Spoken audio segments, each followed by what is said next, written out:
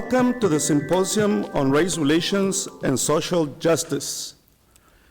Dismantling Systems of Racism and Exclusion for a Better IE.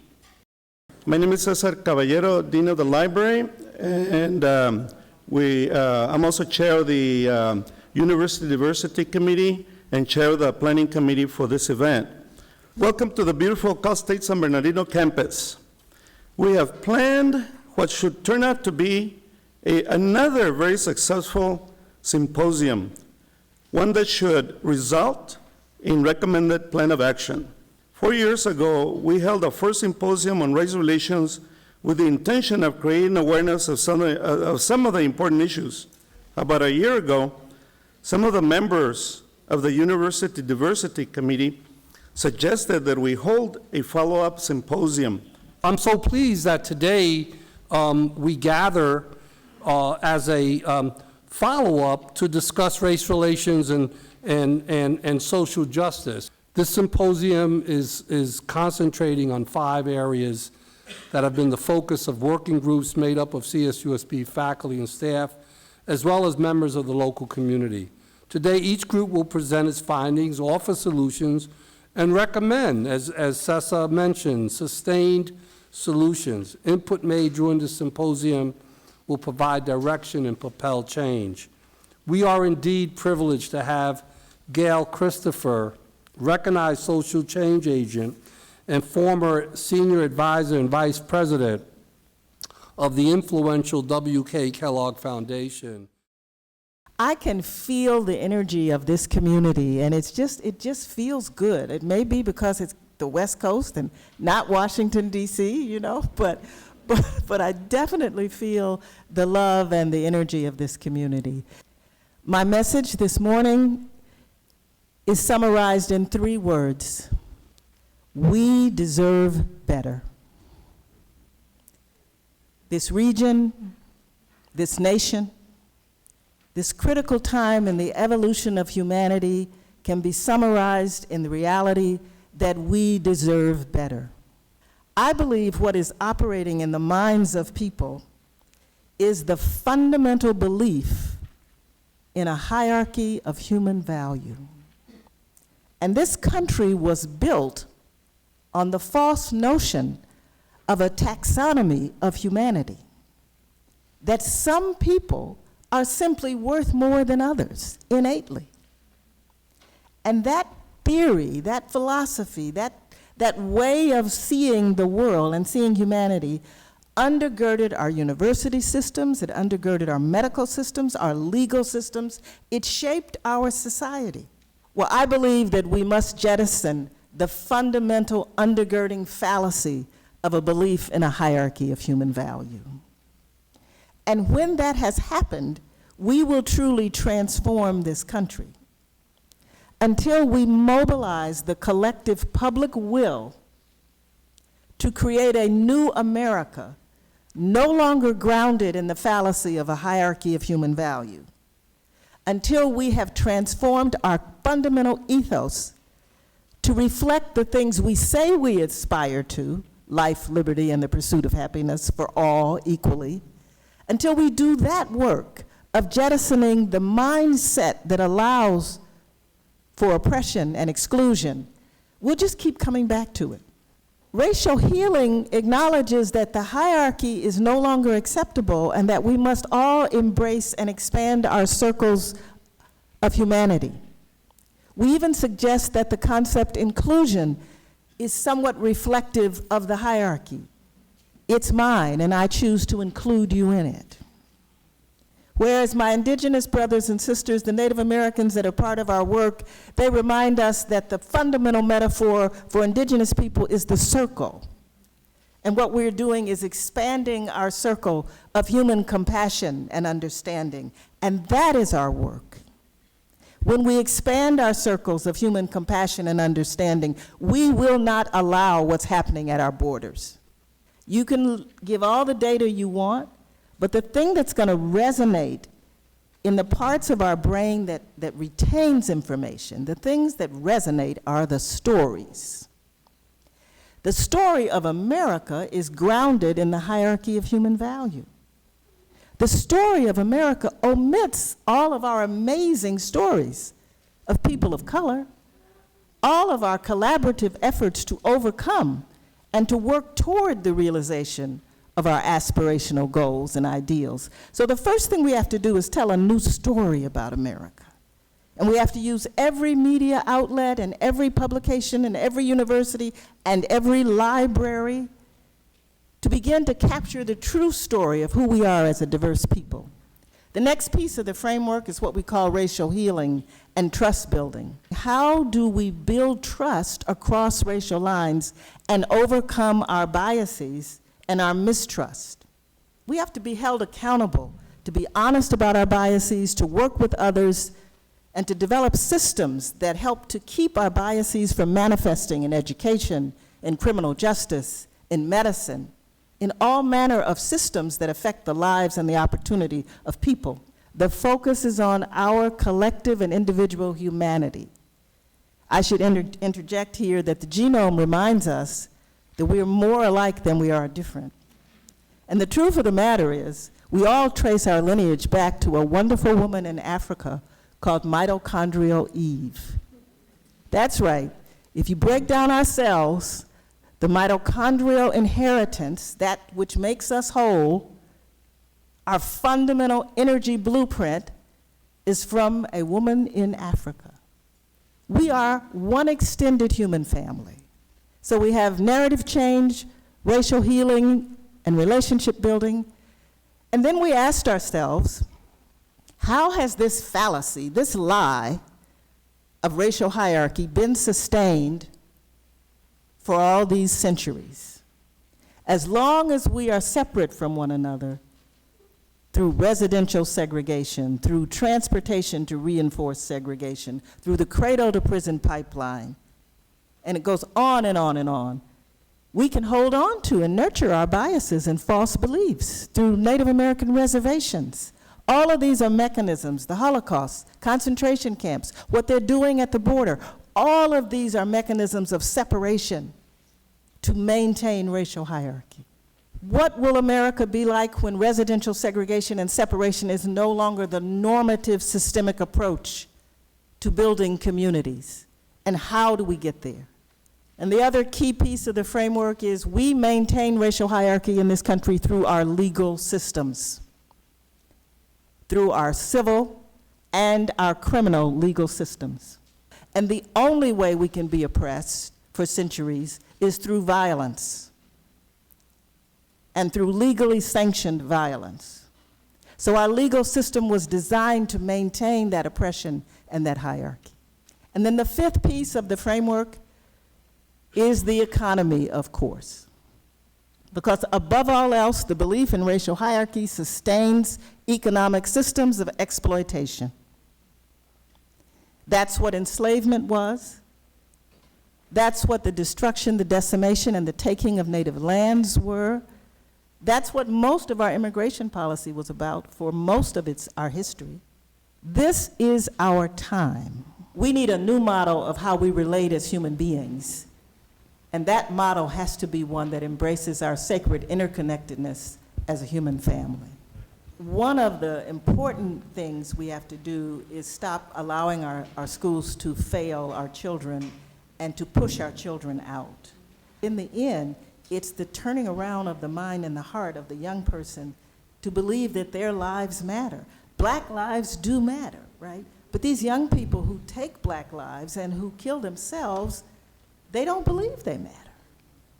And so the work is ultimately the work of convincing through actions that these lives do matter and they're important, and it has to be reinforced every single day.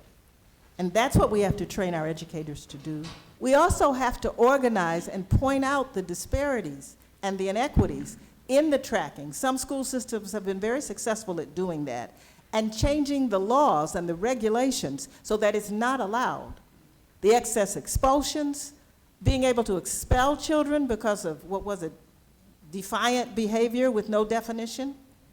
California has led the country in changing that.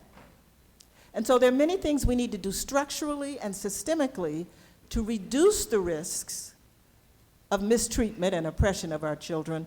But in the end, I think they need someone very close who will advocate and fight on their behalf.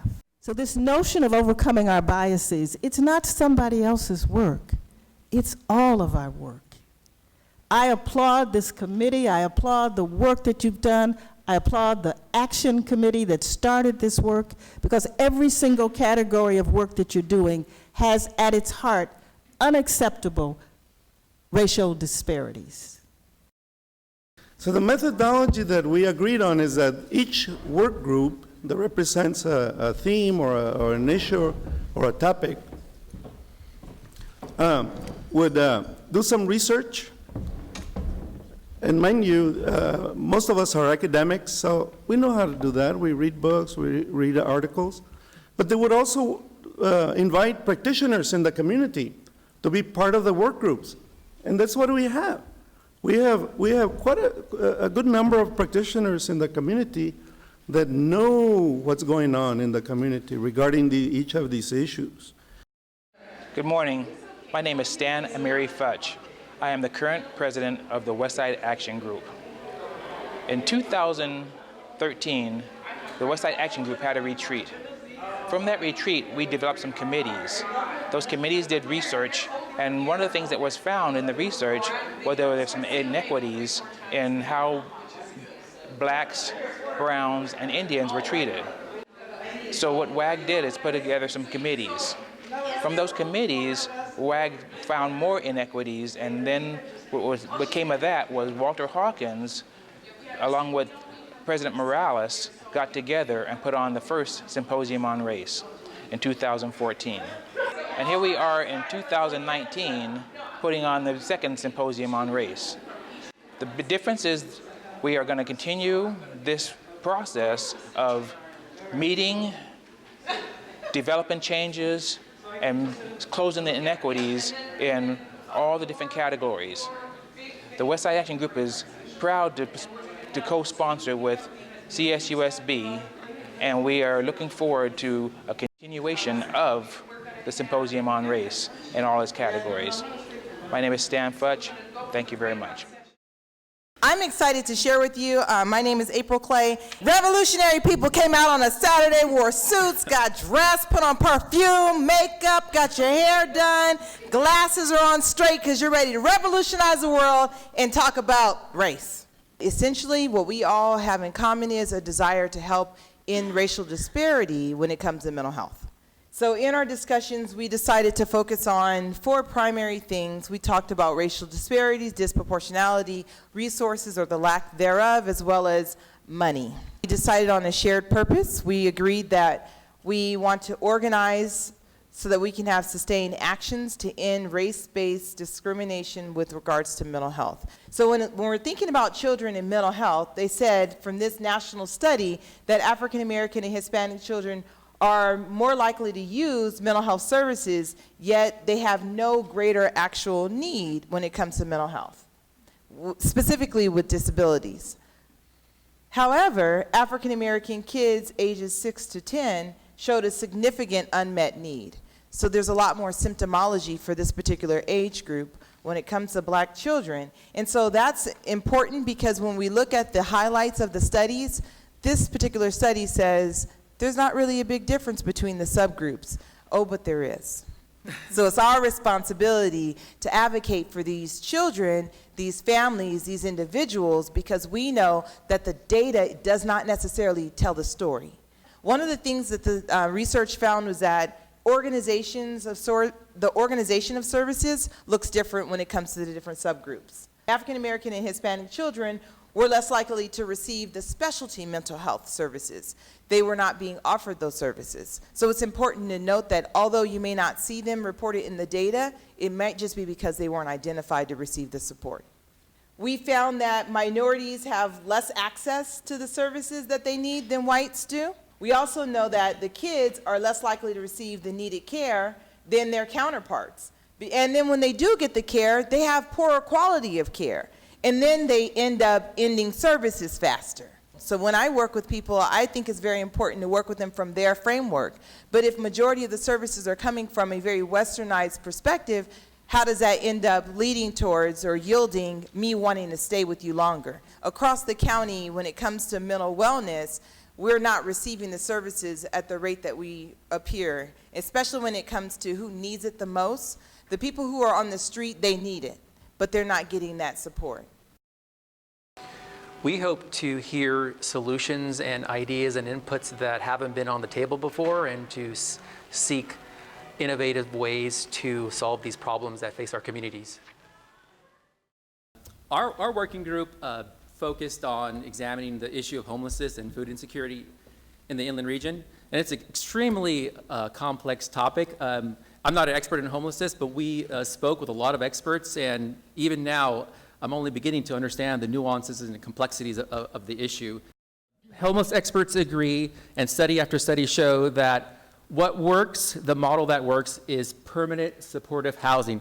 Of course, this is a very costly proposition. Costly in terms of the resources needed to construct these facilities and to provide these services, but also takes real political will, political courage to push for these initiatives, often in the face of significant opposition. The reality is that many people don't want a housing facility like this in their backyard. That's just the reality. These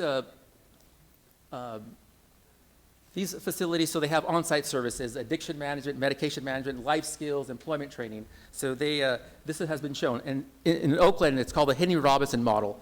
It's very successful. 80% of the homeless individuals who go through this program transition to permanent housing. And of those, only 2% return to homelessness. So just some quick alternatives. Micro or tiny homes, these are prefabricated homes that are anywhere from 80 to 120 square feet. Another is under the McKinney-Vento Homeless Act, under the Title V program, any unused or underutilized federal properties can be transferred to a homeless organization if that organization submits a proposal and the Department of Health and Human Services reviews it. So that's another program that can be used to address homelessness. My colleague Daisy Munguia, she's Senior Program Manager from No Kid Hungry, and their organization is doing some remarkable work in the community in feeding many children, elementary school children, and that has resulted in a number of positive outcomes, which she'll share. My name is Daisy. I am born and raised in the Inland Empire. Thank you to the university for the invitation to share a little bit about the work that No Kid Hungry is doing. No Kid Hungry is a national nonprofit, and our mission is to end childhood hunger in America. One of the ways we're trying to tackle food insecurity for children is making sure that they have access to the federal meals that exist. Breakfast, after-school snacks, the summer meals program. But the breakfast program seems to be the one program that has, the lowest number of participation in the entire state. They did breakfast in the classroom, they did grab-and-go breakfast, they did second chance breakfast. By changing the delivery that we give food to kids, they're going to feed 3,000 more kids for this school year. That's 3,000 more children having access to food, saying you matter. You're going to have something to eat. Hi, my name is Olivia Rosas, and I am the Associate Vice President of Student Success and Educational Equity here at California State University, San Bernardino. It's exciting. I think that it is very timely for us to really have conversations about inequities.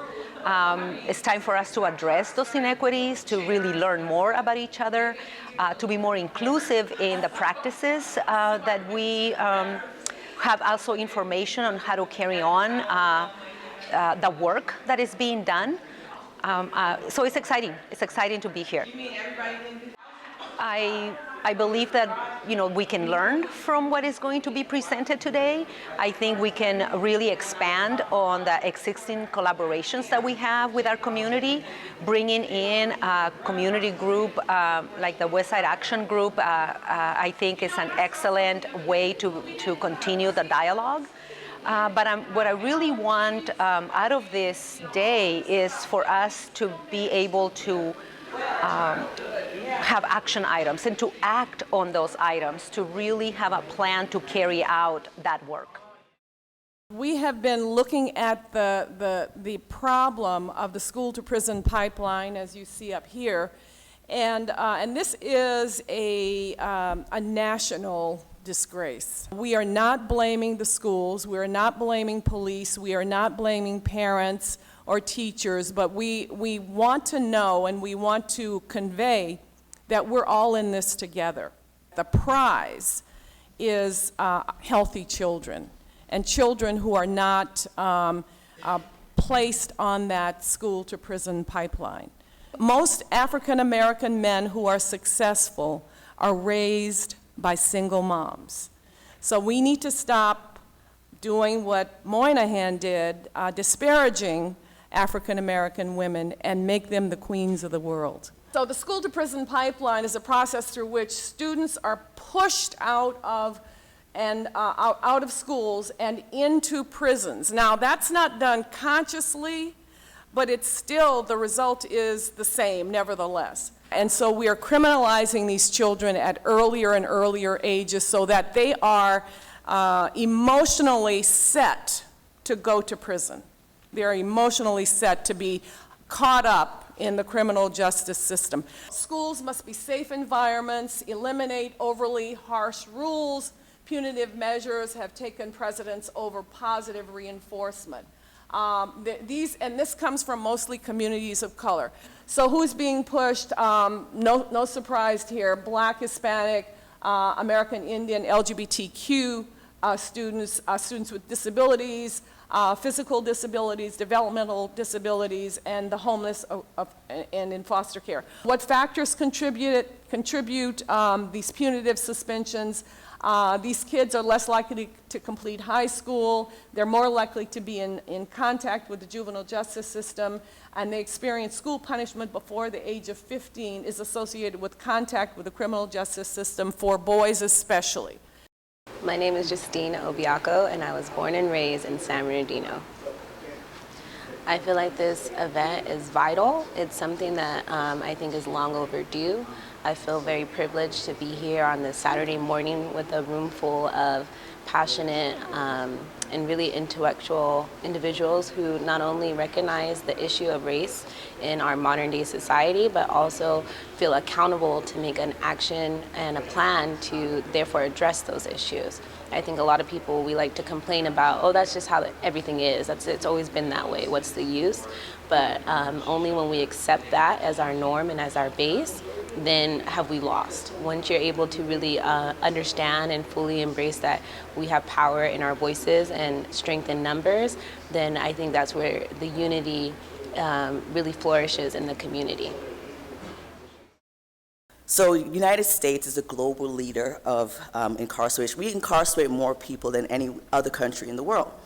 And so we have more than 1.5 million Americans incarcerated in state and federal prisons, a figure that has quadrupled since 1980s. And if we add in jails, the number of Americans who are behind bars rises to 2.2 million. So 1 in 3 US adults has been arrested by the age of 23. And when I looked more specifically at incarceration rates in San Bernardino, we find that kind of the gist of this is that males, minority males, are overrepresented in the incarceration rates. And basically, Asians and whites have the highest household incomes, but the lowest incarceration rates. On the other side, we find that minorities have the lowest income rates, but also higher incarceration rates. That minorities don't have access to legitimate job opportunities. They innovate and turn to crime. People who are incarcerated have higher health problems, mental and physical health problems, than the rest of the population. A lack of job opportunities, difficulties getting access to housing, all of these things contribute to recidivism, so this idea that people will reoffend. We think about a lack of pro-social attachment, so not having positive role models. The presence of antisocial peers, so people who are engaging in criminal behavior that's teaching you to engage in criminal behavior. And also thinking about the fact that sometimes our parents have been incarcerated as well. So all of these things really creates the issue of the high crime rates in California and San Bernardino specifically, and the difficulties we have with recidivism rates. And so we aim to prevent initial contact with the criminal justice system, so this idea of prevention and intervention, working with schools, outreach efforts, but we also aim to reduce recidivism and promote successful reentry for those people in the Inland Empire. There really are a lot of resources out there, but some people just don't know about the resources, or there are cultural barriers to actually getting those resources or reaching out for them. And so we wanted to talk about what those subcultural barriers were. And some of the solutions that we came up with, some of the initial thoughts we had, ranged from, let's just go ahead and give information to people. Let's just make it be informational. Or some people said, well, no, let's go out and lobby. Let's change some laws. Let's do some things. And so it was definitely a lot of different ways of thinking about it. And so some folks said, maybe it's community policing efforts. We also have the Parental Intervention Project.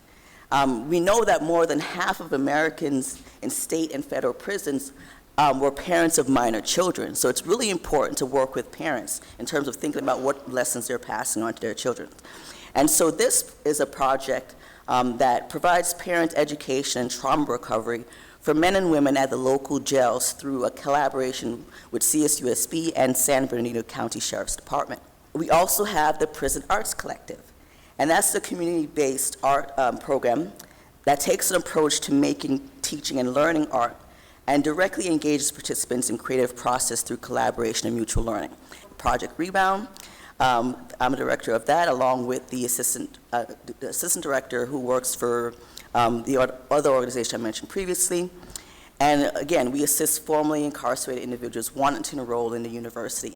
Hi, my name is Lori Carruthers Collins, and I'm the Assistant Director of Diversity Initiatives here at California State University, San Bernardino. I think this is a great opportunity for our communities to come together to discuss issues that really impact our communities, and to plan together to hear the voices of the participants at the symposium today. Our expectations are that, again, we discuss the issues, that we come up with some solutions, that we participate so that everybody has an opportunity to help our youth be successful and our communities thrive. And that's what we've been meeting about in our group, Future Leaders, trying to find ways to increase the number of African Americans that attend Cal State University, San Bernardino. The people who you elect to put in those leadership positions, if the numbers are wrong, you go to them and you tell them to fix it. If they don't fix it, you try your best to vote them out. Our students should be treated like criminals. Our students should be treated just like the students who do not have police departments. They should not suffer any more consequences because we were trying to do something better for them. When you give a student a criminal record, they can't go into the military, they can't get jobs. You change their entire trajectory of success in life. So you have to go to the people in those key positions and say, there is a problem here, and it must be changed. And it's up to me as a leader and elected official to make sure we make those changes. But I want to thank our committee members, Ms. Twyla Cartons, Ms. Lois Carson, Ms. Joyce Payne, for the meetings that we had about trying to increase the number of African-American students that attend Cal State San Bernardino, and I look forward to seeing in our breakout sessions. Thank you very much.